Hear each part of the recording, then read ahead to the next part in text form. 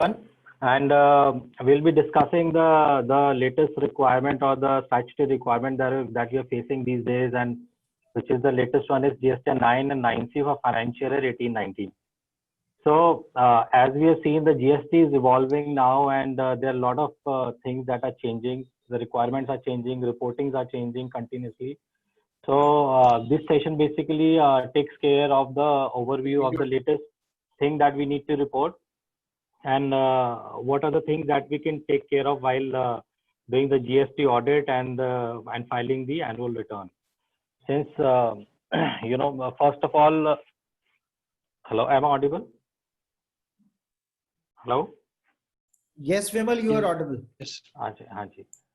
Acha. So we'll start with Yes. with GSTR 9 first.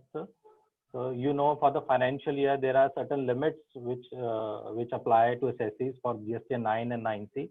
So any assessee who's got a aggregate annual turnover above 2 crores is required to file mandatory GST 9, which is the annual return.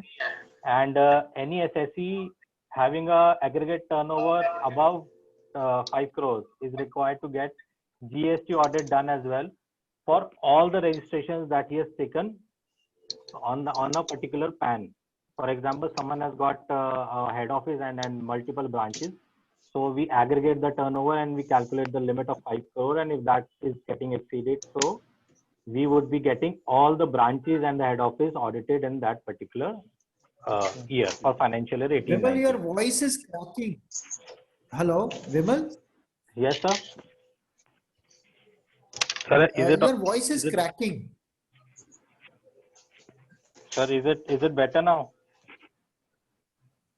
Yeah, now here it's fine, Sandeep. Yeah. Sandeep, I can hear without any problem. अभी तो clear आ रही है Sandeep. Check your audio, Sandeep. Maybe there is a problem at your end. Sandeep sir का hang हो गया शायद.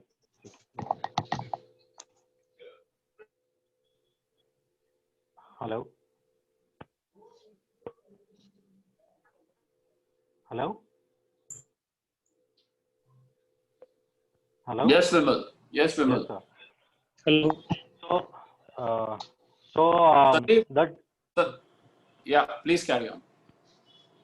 So the audit that we are going to discuss here is going to be the turnover based audit. Rest of the audits are yet to crop up for the assessees.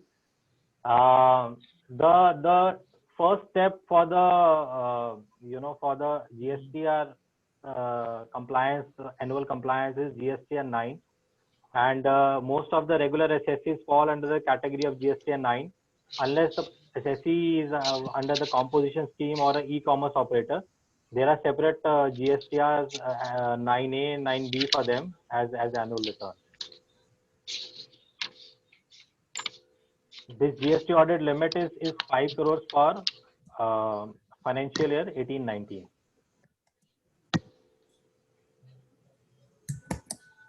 The due date has been extended. As far as penalty is concerned, because a lot of people ask, what if we are not able to close the audits or the annual return within the date? So there are few penalties for 9 and 9C. For 9, if we do not file it by the due date, then there is a penalty of 200 rupees per day.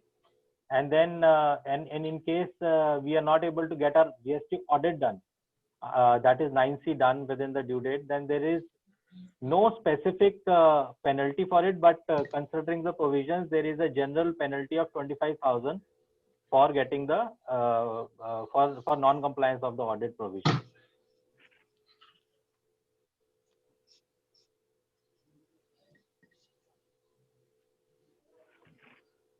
So this is basically an overview of what all is included in the aggregate turnover and what all while calculating the limit of the assessee for the audit and the annual return, what all needs to be included. Okay.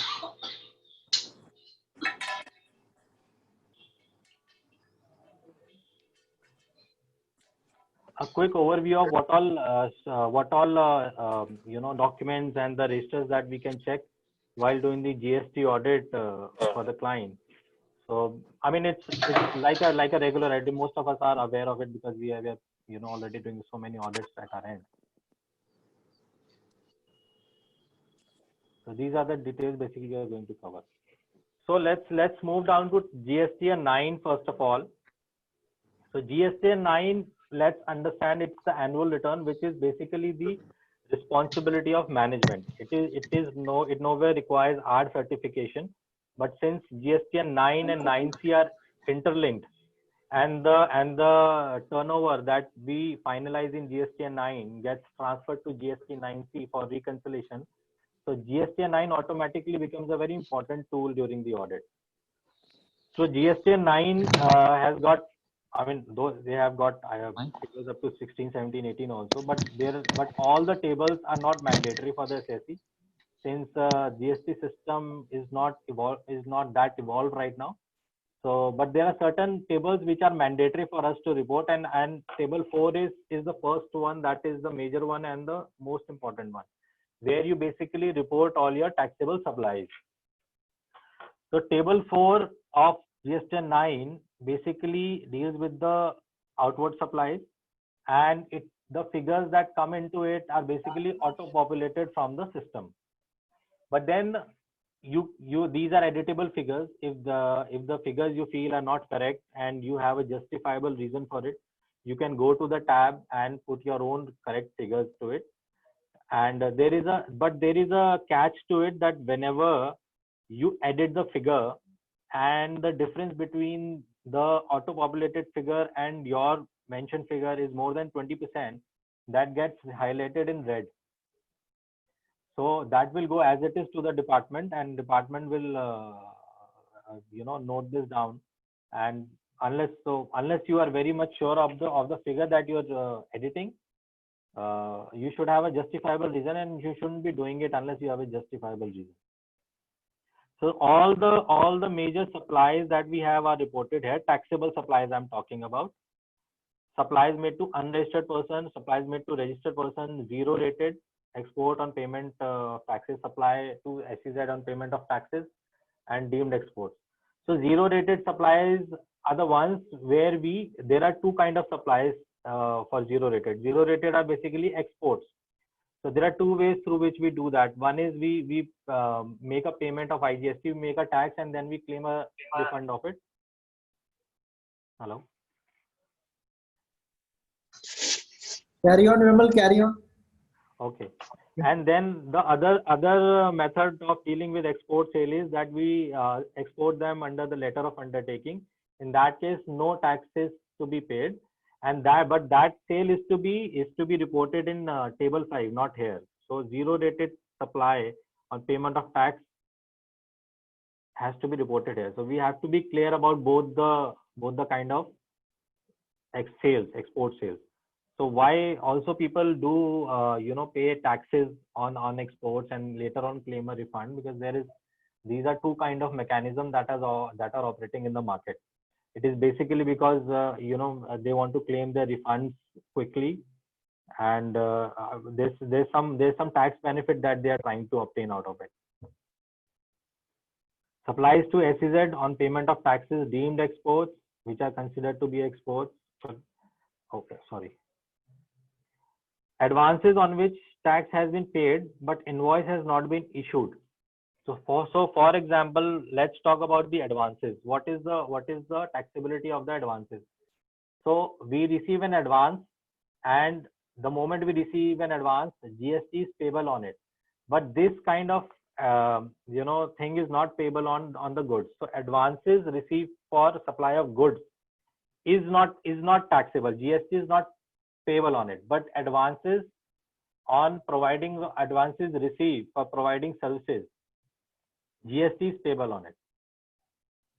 Sandeep sir, Sandeep sir, am I correct on this part? Yes, absolutely. I think till October, it was October 2017, advances were taxable on all the cases, goods as well as services, and after that, they had exempted the goods, and only the services are the tax on the advances for the services are to be paid. Yes. So why I took this point is because the general perception is there is either assessee knows that GST is payable on all advances, or they feel that GST is not payable on any of the advances. Others may please mute themselves. Yeah, Please I'm mute. doing it. I'm doing it. Yeah.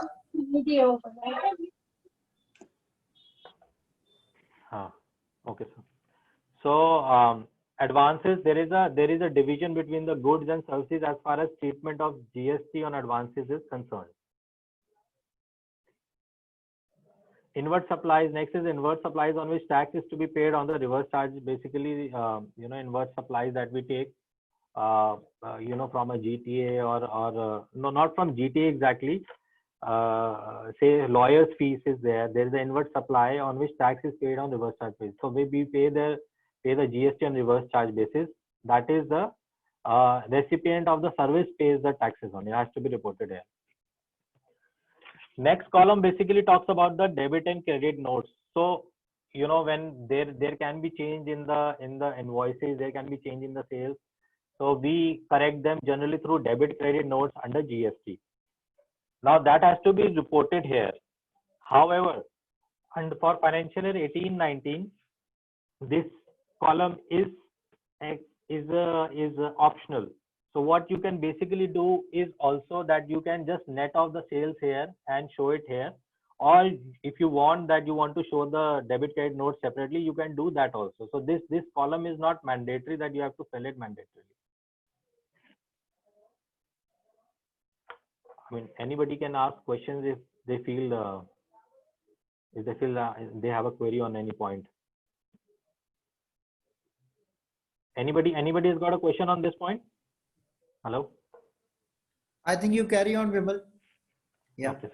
If somebody has any queries, you can raise in between. You can raise your hand or you can just unmute yourself and ask the query. Please carry on. Yeah. Yes.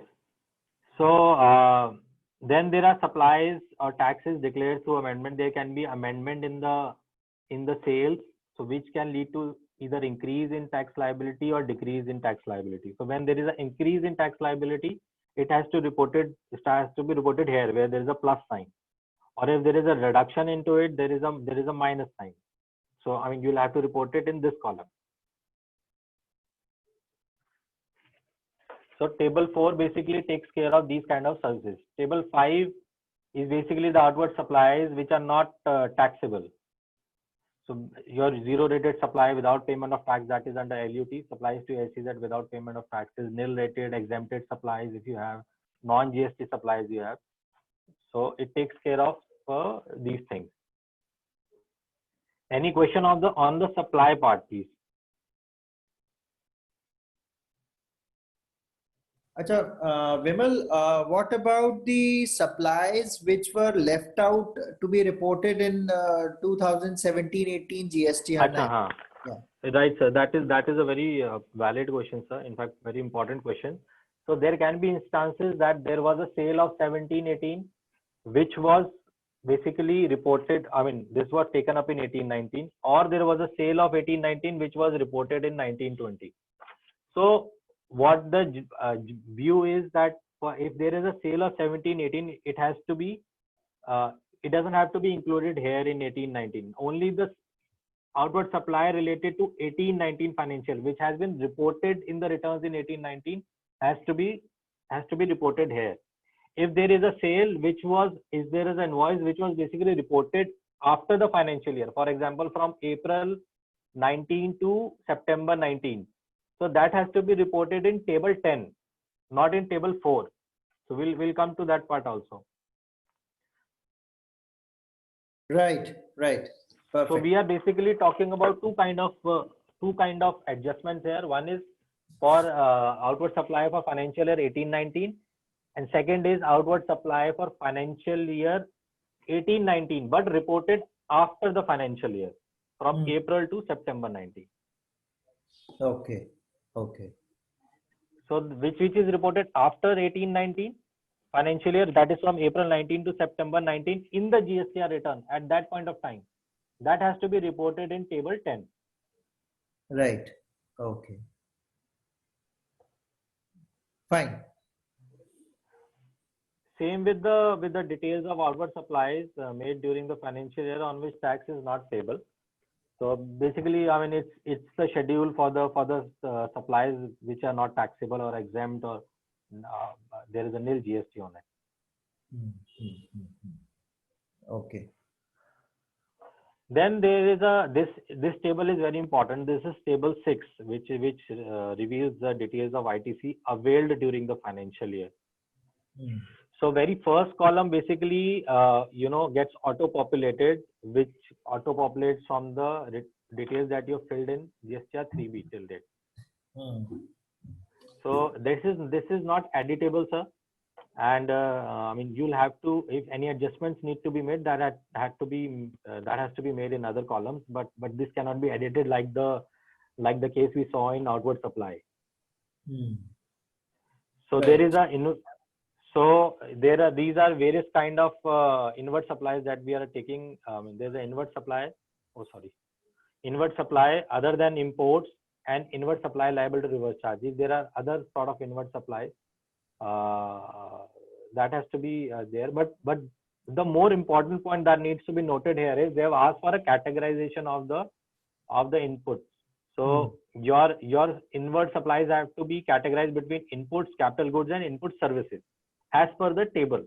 But this is not mandatory now, and you can put all of it under the inputs also. So this has been exempted for the financial year 18-19 as of now.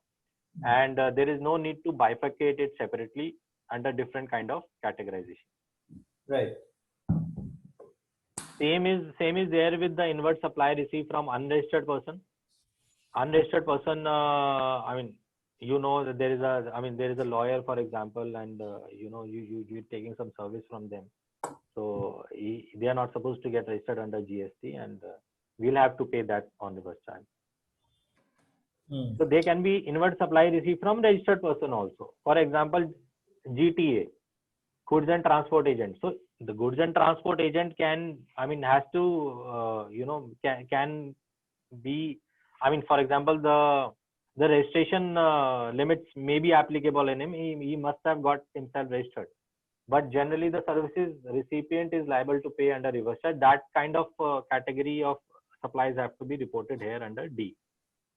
Okay, one question, Vimal, over here. Yes, sir. Since you raised the point regarding the GTA services. Now, yes, sir. In some cases, the GTA service provider are charging GST. In some cases, the recipient has to pay the reverse charge. What is the differentiation and why it is? What exactly is the law regarding it? Sir, GST regarding the GTA, the point is generally that there is a 5% GST on it, and that has to be paid by the recipient. Okay. That is the law. So if I'm correct, then part of it is a partial reverse charge also case in certain cases. So I'm not too clear on that, but I can revert back on it. Yeah, please do that. It's a query which has been asked by several of the clients. Yeah, please. Okay, please carry on. Yeah.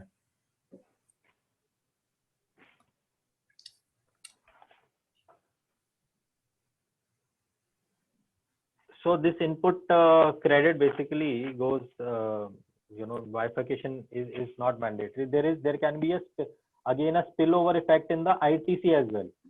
So what do I mean by spillover effect is that there was some ITC which was supposed to be taken in 18-19, that was due for 18-19, but it was reported in returns pertaining to April to September 19. So that has to be reported in again under table 10. Okay. Sorry, yes, table 8. Sorry, table 8. So only ITC pertaining to 18-19 should be reflecting here. Okay. Acha, one query over here. Supposing yes. We had left out some credit in during filing our returns up to September 19. Now, okay, can we do something about it? Sir, no, law doesn't allow that. So we'll have to take that hit on the SSE. Okay, that will get lapsed. So that will get lapsed basically, and sir, but this is again a very disputable matter because right from the Tran 1, if we see, there are a lot of litigations that are coming up, and which are coming out to be in the favor of SSE, that if there is a genuine claim for input credit, it should not be disallowed. Recently, there was a High Court judgment. I exactly don't remember which one was it. So it allowed SSE to revise or again file the Tran 1. So this input litigation, I think, will keep on going, and there are a lot of favorable judgments coming in for the input credit. Okay. We'll have to wait for some Supreme Court judgment before any final decision can be taken. Meaning thereby, if you don't want to go into litigation, then we can avoid that ITC. If you want to go into litigation, you can claim that. Am I right? We can claim that. Sir, generally what I feel is that if the amount is substantial, then we should go ahead and take the claim. At least, even if it goes into litigation, we'll have a chance to fight it out. So instead of totally, putting that under losses. Although we can claim it as an expense, but then again, we only get the benefit of 25% of the tax. 75% is our loss. So I suggest if the amount is substantial, we have the tax invoice, we made the payment within 180 days, and we are complying all other provisions. So we should take the chances. Right. Yeah.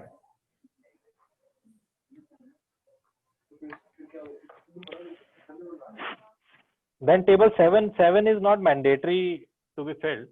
It basically talks about the ITC reverse and eligible ITC for the financial year. So there can be a lot of cases for ineligible ITC.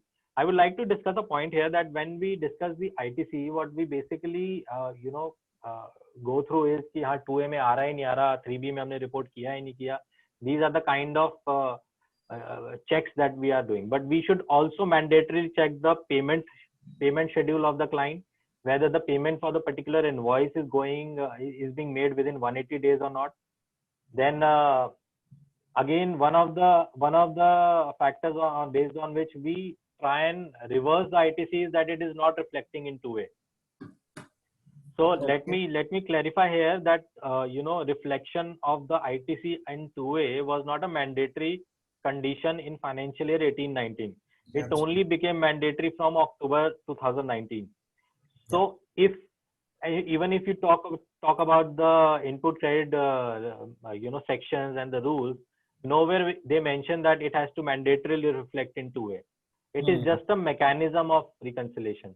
Okay. So if you have a proper tax invoice for it, the service has been taken, the payment has been made within the due time of within 180 days. So so we should be able to take the benefit of it. Absolutely. Also, yes, sir, please. I just wanted to ask you. You just mentioned that table 7 is not mandatory. So yes, sir. We need not fill in the details over here or regarding block credit and reversal under Rule 37 and all that. We don't need to fill this. Well, sir, let me check. No, sorry. 6, 7, and 8 are to be filled. Sorry. Yeah, it is 6, to be 7, filled. and 8. 6, 7, and 8 need to be filled. Correct. Yeah, I apologize. 6, 7, and 8 need to be filled. Yeah. I was mentioning what I was about to say at that point of time was that there are a lot of reconciliations that also appear in your GST account online, but we cannot rely totally on them because what we have seen is basically there are a lot of difference in the figures of what we have filed and what is appearing online. Absolutely. So we should not be like torturing the client just because कि उसमें नहीं आ रहा है, ये नहीं आ रहा, वो नहीं आ रहा है. So we should not rely on that data for 18-19 at least. Right. Though there can be difference between the GSTR 1 filed and the GSTR 3B filed by the client. So there can be a difference in the sales component, in the input credit component.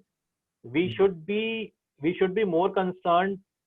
Yes, we should be asking about the difference, why the difference is coming up, because there can be a case where sale could have been underreported in 3B. For example, a sale was reported in GSTR 1, for example, for 100 rupees, but in 3B we noticed it was reported as 80 rupees. Since the tax liability gets generated in 3B, so that is a major explanation that we need to obtain from the client why this has been underreported or why it was overreported, whatever the case may be.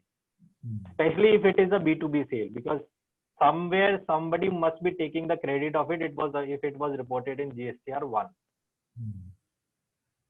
Right. Sir, any questions by the team up to this point? You can ask questions, whatever you have, the team. They can unmute themselves, sir. Yeah. Sure. They can. Acha, Vimal, at this point, I have a question. Supposing you have, there is a, as you just mentioned the example, there is a shortage in the 3B. 3B, the sale is 80 and GSTR 1, the sale is 100. Then what do we do? Yeah. So we'll have to, first of all, what my view is that we should be first of all reconciling the data with the books, not with GSTR 1 or 3, because what is the correct figure? First of all, we need to ascertain that. There can be a case that where we missed to report the sale, or we over-reported, or there was a transaction reported twice. So we should first check it or benchmark it against the books of accounts, which have been basically audited. For financial year 18-19, audits have been done. Then we should take a call accordingly. If it was underreported, then we'll have to report it and we'll have to pay taxes on it with interest. And we'll have to pay the interest on the net basis as of now. Yeah. And if it was over-reported, then we can reverse it. We can put the correct figures under the outward supply, and then we can correct the figures in table 4. Okay. That is editable. Yeah. Right. Okay. So that means if we have paid extra tax, we can reverse that and we can take a refund for it. Is it? Yes, sir. If we cannot carry it, since we cannot carry it forward now, we can claim a refund for it. Okay. So I have a doubt over here. Yes, please. Am I audible? Yes, Simran, You're audible. So, can we adjust that access payment with our liability which may accrue due to this? If we have paid IGST access, then can we adjust that with CGST or SGST if we have the payment on in that case? Well, my viewpoint is no, because you'll have to make the liability payment in cash, and whatever excess payment that has been made, that can be claimed only through refund now. So how can we claim refund for that? We have to find any form for that, or is there any there is a GST RFD form for this, and there are certain criteria for claiming the refund. And if we satisfy that, we make an application through RFD form, and then we can claim it from the department. Okay. Although practically the refund is a very tedious task in itself, and that should not be the first priority. Okay, so, thank you. Great. Yeah. Yes, Vimal.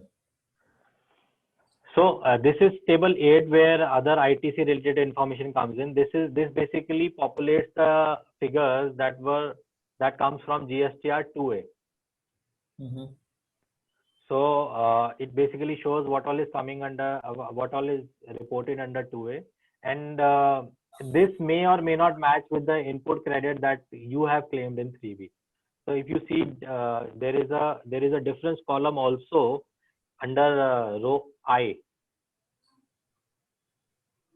So that basically shows that there might be a input credit claim that was reflecting in 2A, but either you have not claimed it, or there might be a claim that you have claimed in 3B, but it is not reflecting in 2A, maybe because the other person did not file the GSTR 1.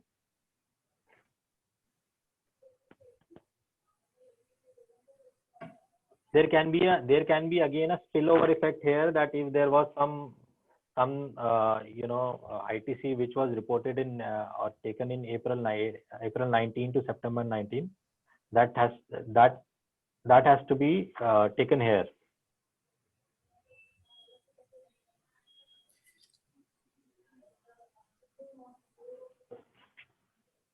Hello.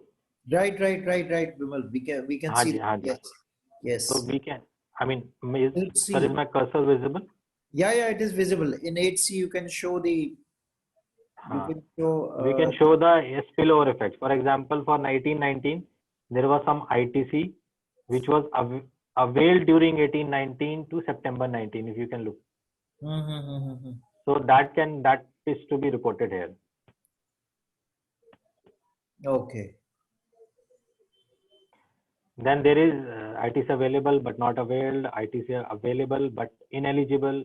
So basically, you make down an adjustment and compare it with your ITC claim. So there can be, for example, 100 rupees appearing in GSTR 2A, but then the amount that you are claiming is, for example, 50 rupees. So you basically drill it down to 50 rupees, explaining it what all were the ineligible claims or what all were the claims that you did not take, or you took the claim, it was not appearing in 2A, but you had a tax invoice, you made the payment and you took the claim for it. So this basically works more or less like a reconciliation with the online data. Right. Okay, Vimal, one query over here. In some, we have found that whatever auto-populated data that is appearing over here in 8A, it is not matching with the 2A, which is there in the other part of the portal. This is one, very common query which we have come across. What do you have to say about it? Sir, that is actually the main problem with the system. Even the figures that are auto-populating, they are not very reliable, or they are not the correct figures. So, I mean, I personally believe that there was a system for it where we can report. There is a column of others. I think it's not there in the slide. Okay. But there is a space where we can, mention that particular credit. Okay. Fine. Sir, maybe table 6, column M. Sorry. Okay. Row M. So there you see there is a statement, any other ITs availed but not specified above. Okay. So if you feel there was some the figure that is coming up is not the correct one, it is missing out something, you can report the ITC here. Okay. Fine. Thank you. Yeah.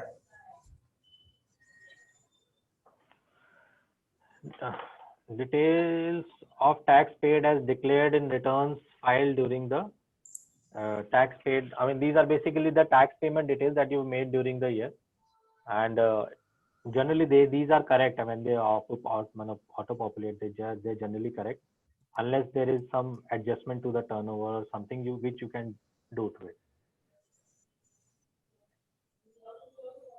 I think.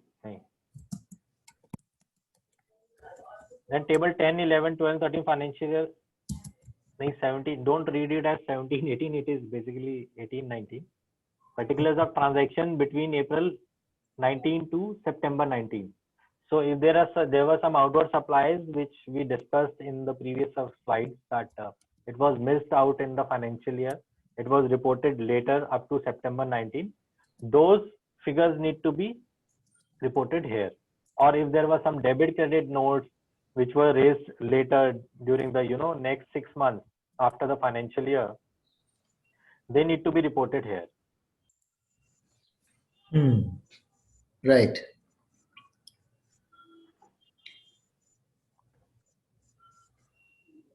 $14 is basically the differential tax that you paid. These are basically the major tables that basically we need to report in GSTN 9 and covers most part of the GSTN 9. Then there is some tax coming up that can be paid through table 14. Okay, so this table 14 means that whatever we have declared in table number 10, 11, you have to declare the tax on that in this table. Yes, sir. For example, if there was some invoice that we missed out to report in any of the ITR, and now we are taking it in table 4 or table 10, and there is a subsequent tax liability coming because of it. So that need to be paid through table 14. Yeah. Fine. So these are the major sections. Anyone else who's got a question on this before we move on to discuss GST audit?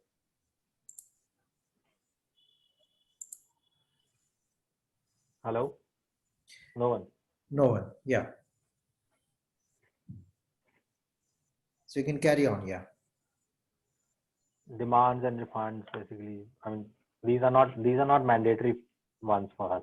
Yeah. Wise summary. So Yeah. I'm skipping that for the timing so that we don't get confused. Mm-hmm.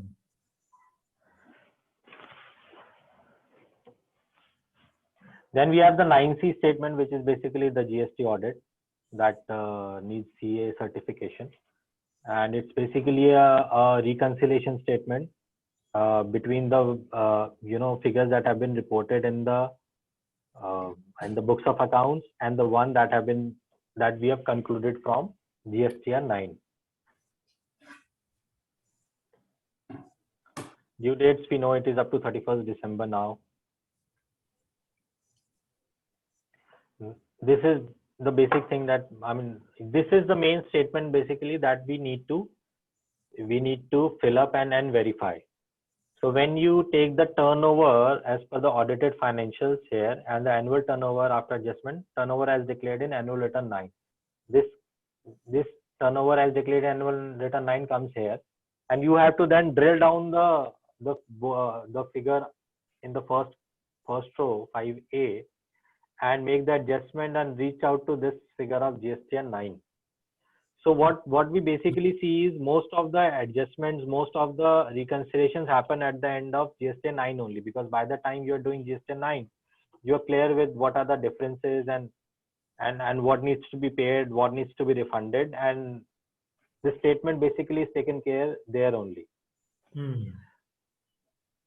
So our main focus should be if we are engaged for that kind of assignment, we should be focused more on GST 9 so that our work for GST 9C gets cut down. So basically, it shows the financial state. What are the figures that have been mentioned in the statement? One major problem that we face here is that if a company has got a lot of branches, the financials basically state the figures in a clubbed way.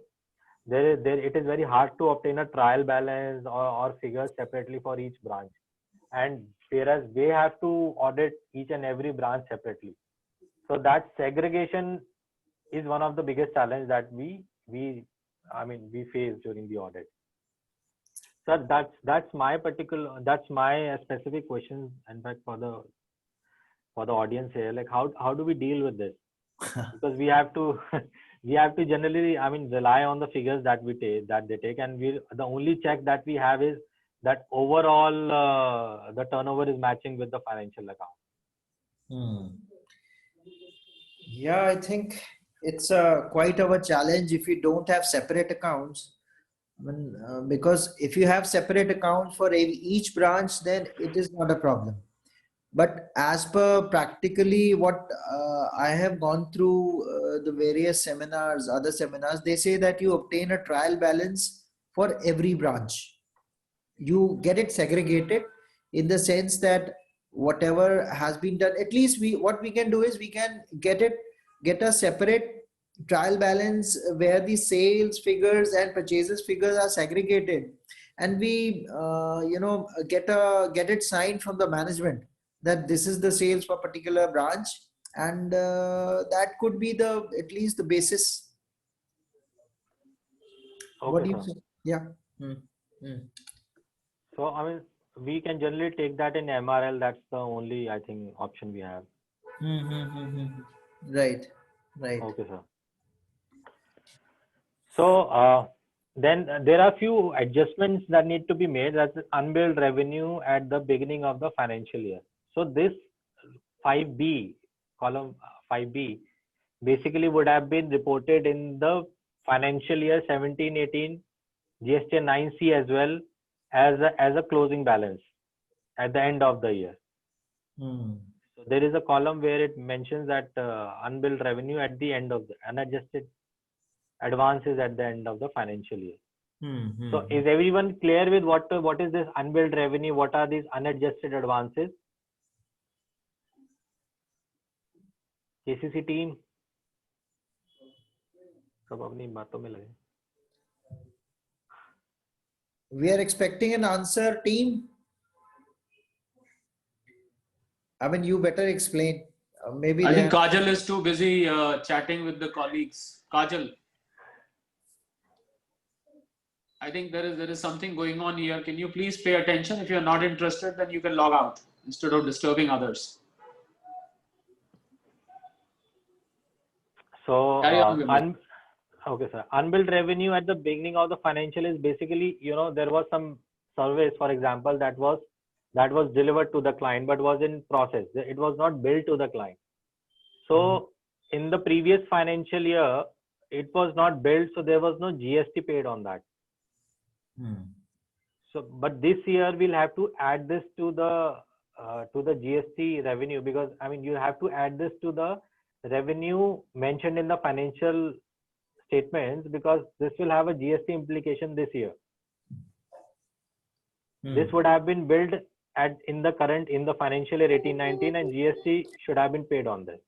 So that is the reason that is getting added here. Then there are unadjusted advances at the end of the financial year. So, unadjusted advances, basically we do not take them as a turnover in the financial statements that we prepare annually, but there is a GST implication on that, because advances on services, GST is payable. So we add that turnover to reach to this annual return turnover. We add this to the financial statement turnover. Then there are some deemed supplies for under schedule 1. For example, there is a supply from head office to branch. So that has to be added here, because that is taxable under GST and it need to be reported here. Then there are credit note issued after the end of financial year, but reflected in the annual return. Trade discounts accounted for in the audited annual. Financial statements but are not permissible. Trade discount accounted for in the audited annual financial statement but are not permitted under GST. Sir, Sandeep sir, if you allow me, can I just engage the rest of the audience and ask any one of them to explain this point? Sure. 5F. Please. Yeah. Simran? Hello? Simran?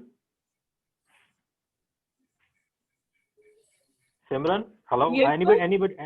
Simran, can you please explain this point 5F to the team?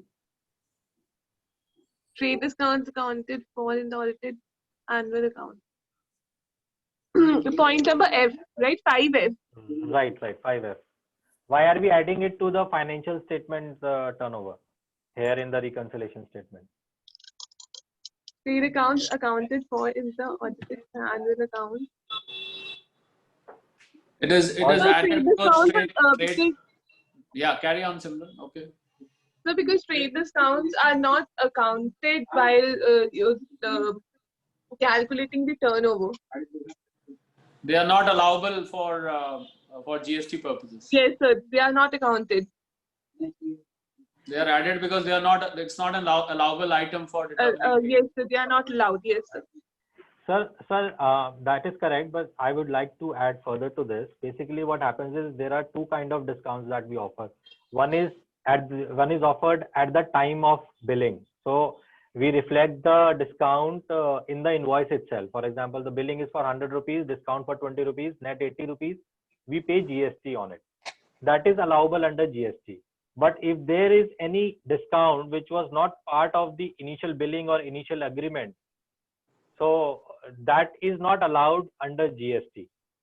But that would have been accounted for in the audited annual financial statement. For example, there was a sale I made of 100 rupees. Later on, I had a, say, for example, dispute with the client, or there was some other issue. So that is what a trade discount is. So trade discount can Acha, you mean to say there is a cash discount and trade discount? Yeah. There's a difference between cash discount and trade discount. This is an example of trade discount. So Correct, sir, if it obviously it will form part of your audited annual statements, because I mean you cannot take it out of your accounts, so it will go into the audited statements.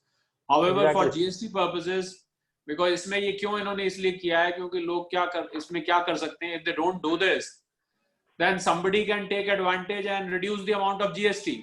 वो क्या करेगा, उसमें आपके invoice raise करेगा, उसमें कहेगा जी 100 रुपए के मैंने तो 50 रुपए डिस्काउंट दे दिया है, तो आप तो 50 रुपए पे GST low. So to prevent GST evasion or to prevent underbilling because of GST, they have made this provision. Yes, sir.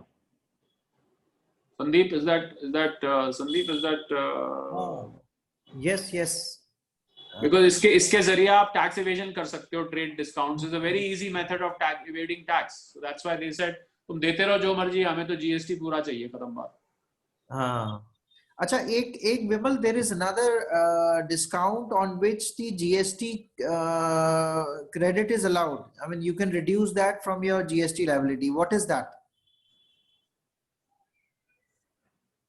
I mean, if it is as per the agreement, sir, that we can allow, even if it is being given after the billing has been done.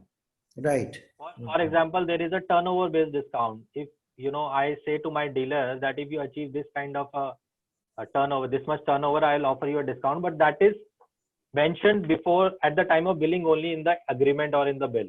So that is also allowed under GST. Right. Perfect. Yeah. Acha, Vimal, tell me one thing for the benefit of the audience as well.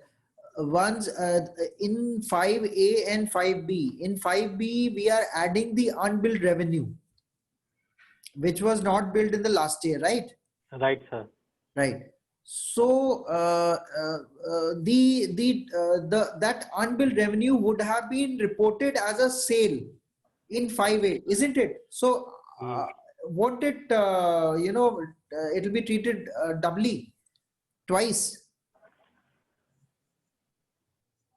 Sir, this was unbilled revenue basically. So I don't think so it would have been considered as a turnover in the audited account. Because if it was unbilled in the last year, that is in 17-18, it was unbilled. So that means that it would have been billed in 2018-19, isn't it? Yes, sir. Yes. So I'm failing to understand that if it has been reported as a turnover in 5A and again we are adding it in 5B, whether it is considered as twice. Maybe my understanding is not very clear about it. No. So the unbilled revenue, why we are adding it to this is because, sir,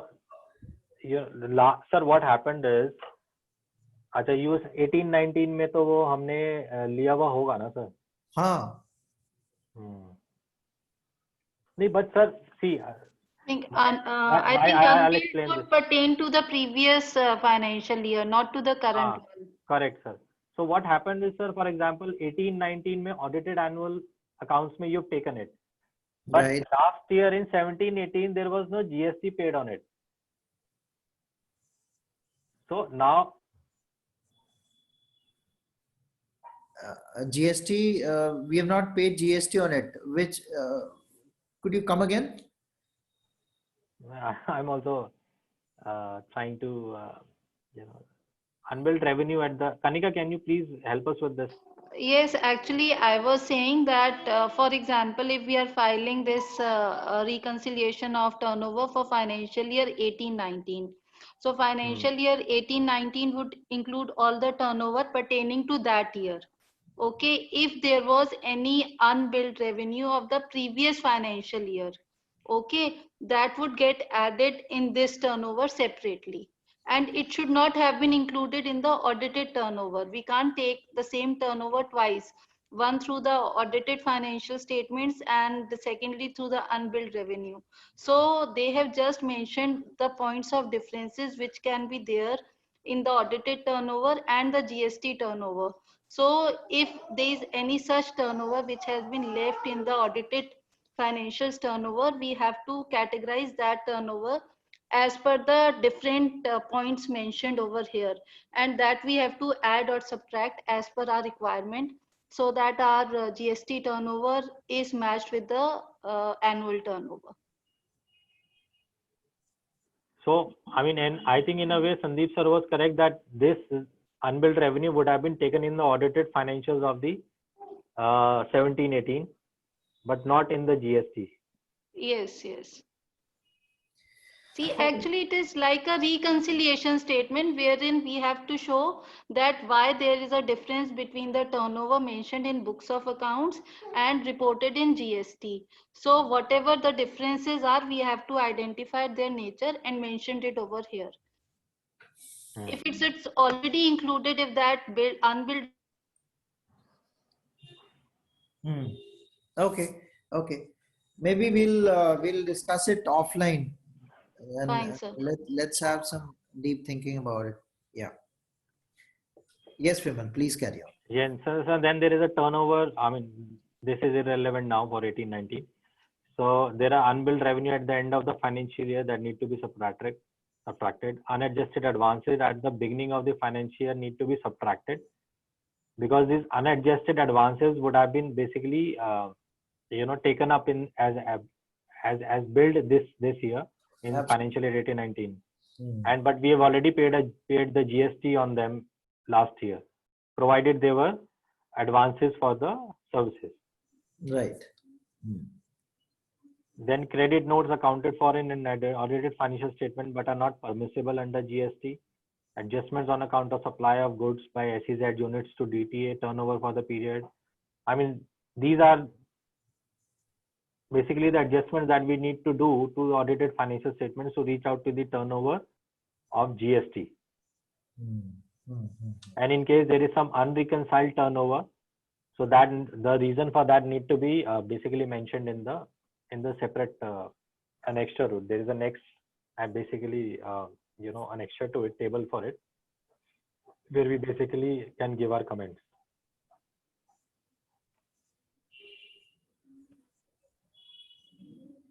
as an auditor. Right. Then sir, GST 9C is basically, I mean, certification. I mean, that's a general thing. I'm not going too deep into it. So certification that it is embedded in 9C. So there's no point having this in the hard. So that is all from my end. Basically, we can discuss over GST audit also. Fine. Any questions from anyone?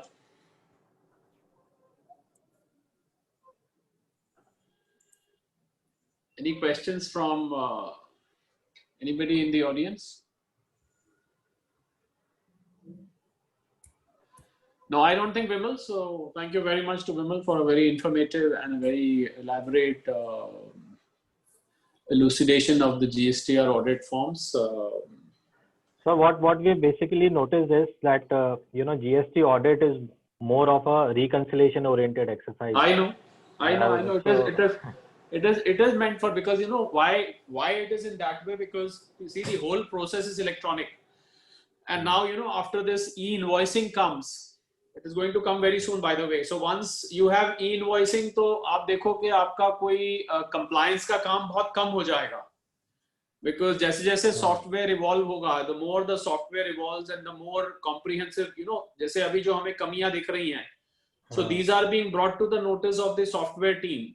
So what they will do is they'll eliminate all that, and gradually the compliance will become auto-populated, autonomous, automatic, whatever you want to call it.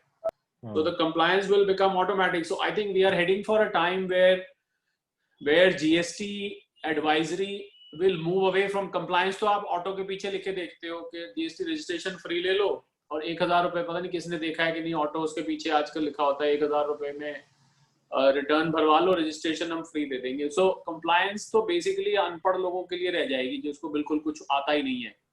I think GST advisory in the times to come will be more about more sophisticated, where you are advising a person about the whole setup as to how GST structure should be done, and what kind of billing system you should have, what kind of if there is an ISD, where do you need to register your branches. So basically planning, and then of course dispute resolution जहाँ पर कहीं पर demand आ गई है, so there a professional would be required.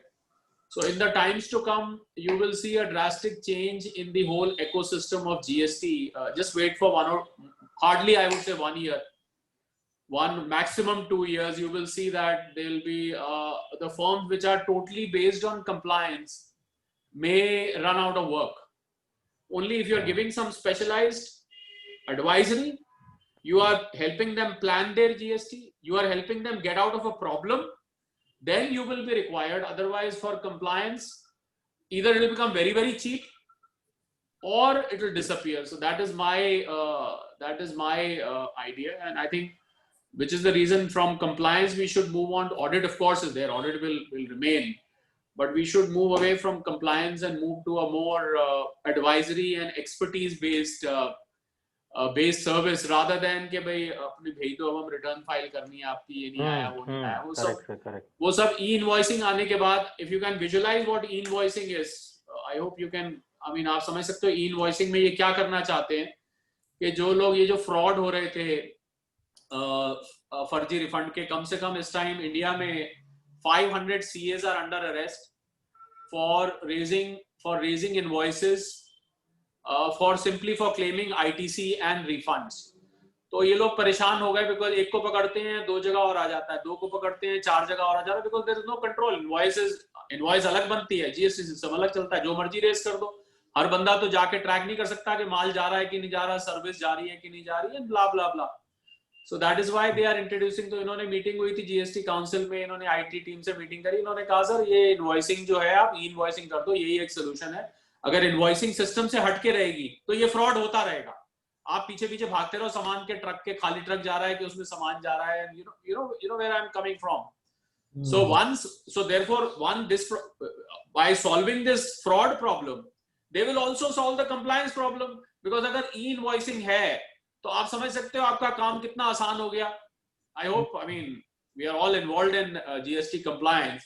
It will ease your compliance work many fold, because everything is there. अगर e-invoice नहीं है तो वो accept ही नहीं करेंगे, और अगर e-invoice है तो सब कुछ अपने आप बन के आ जाएगा. अभी आप what are we doing in GST return? We are basically tracking the invoices. What else are we doing? We are only tracking the invoices, right? Correct me if I'm wrong, Sandeep. Yes, sure. तो अगर invoices electronic हो जाएंगी तो आपकी जो returns हैं 3B है 1 है, या ये रिटर्न को अभी दोनों को एक भी करने लगे हैं. एक पहली बात तो एक रिटर्न शायद हो जाए आने वाले टाइम में. They are working on that also. It is because of Corona that certain things were not done, and they were the finance ministry was busy with struggling to make the economy survive and so on and so forth. उनका attention diverted था, but there is a team which is continuously working to the way it happens in UK, US, Canada. जो form का size है उसमें 5 columns हैं गिन के. That's it. Single, मैं आपको दिखाऊंगा.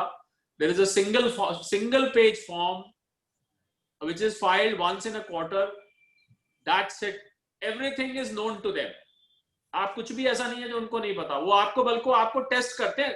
अभी हम रिटर्न फाइल करके उनको बता रहे हैं, वहां पर रिटर्न फाइल करके आप झूठ बता रहे हो, आपको वो टेस्ट करते हैं. उनके पास सब है. So when they have everything, I think compliance will not have any relevance. They will simply test you out. क्या बता दो. जैसे ही वो गलत करता है, फौरन अगले दिन वो आके बैठ जाते हैं उसके यहाँ पर. This is what I have observed in Canada and UK. They will come the next day because they know their system is telling them. और मजे की बात ये है, ये सारे systems उन्होंने इंडिया से बनवाए हुए. This is the most interesting part. The Indian IT brains have made these systems for them. So it is. I mean, yesterday I was on a TV debate. यही बात करते हैं, जब वो उनके लिए बना सकते हैं तो अपने लिए अब इन्होंने काम करना शुरू कर दिया. Company like TCS and Infosys अगर आ जाएं तो ये कुछ भी कर सकते हैं. So therefore, I think compliance is getting. Yes, you're right. GST audit is just a reconciliation. इसमें audit और आगे जैसे टाइम बीतेगा, audit कुछ नहीं रह जाएगा. Audit की relevance ही खत्म हो जाएगी, because everything is pre-known to them. So what are you going to audit? और अच्छा reconciliation की भी जरूरत नहीं पड़ेगी, because जब सारा का सारा e-invoicing हो जाएगा तो आप audit क्या करोगे उसमें, मुझे बताओ. उसके पास invoices पहले से. हाँ. It will be all software driven only. Everything will be software. In fact, आप ठीक है, audit may remain for the sake of it, because it may be remain as a statutory responsibility. But in terms of the process, there'll be nothing for you to audit because everything is already there. You are working under a very strict electronic software based environment where everything is being calculated. Fine, you may be asked to tick out and certify that, okay, fine, or provide this kind of reconciliation. So anyway, I mean, all I wanted to convey was that you are heading for a time where we will have to move away from compliance and head towards expert service, problem solving. We should be problem solvers. We should be high degree experts.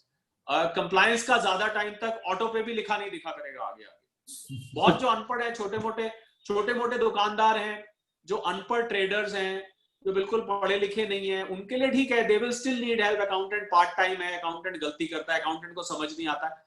ऊपर मुझे नहीं लगता कि उस type के clients के सहारे पहाड़गंज, करोल बाग, चांदनी चौक की फर्म तो सरवाइव कर लेगी उनके सहारे.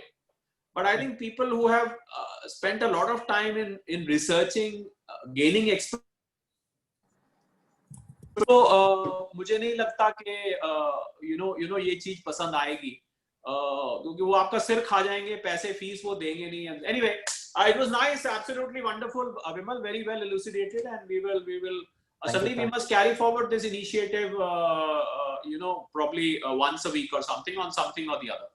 Certainly. No corona risk here, no mask required, so we can do it every week. Absolutely. Yes. Thank you. All the best. Yes, Thank sir. you. Thank you. Thank you, Vimal. Thank you. Thank you.